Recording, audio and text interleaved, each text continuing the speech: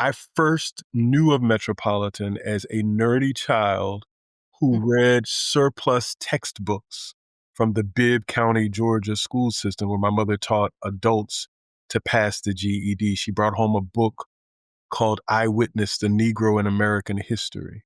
And it had a picture of Metropolitan and a few paragraphs about the church, which at its construction in about 1887 was the pride of African Methodists and the pride of Black Washington. It was the largest auditorium that we controlled. So it graduated Howard University students, it graduated high school students. It was a site of not only theological work, but intellectual and political foment. So from the pulpit spoke Mary McLeod Bethune, William Edward Burghardt Du Bois, Booker T. Washington, Eleanor Roosevelt, Marian Anderson sang. I mean, it is a long. They would gather on Tuesday nights to do intellectual, artistic, and political work. And the church sits on the longest continuously owned parcel of property by persons of African descent in the District of Columbia, as Mm. our mother church in Philadelphia is the oldest continuously owned parcel of property by persons of African descent in the nation.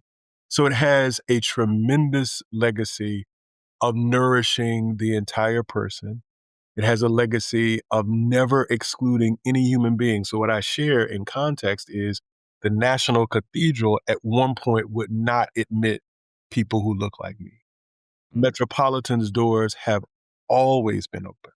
During the beginning of the AIDS epidemic, when Ronald Reagan pretended like these human beings weren't dying, we opened our doors and we fought to advocate for beloved folks of God who were dying from that awful disease. We have fought in one of our earlier iterations, housing those who were escaping the horrors of American enslavement through the Underground Railroad. And even today, continuing to fight contemporarily for justice and for freedom and the belief that that God is the God of us all, and that God's intent is that we flourish and live in abundance together. So it's an extraordinary place. When I walked in at 39, I wanted to run out, but but I have stayed, and hopefully some of the people at least are thankful that I am.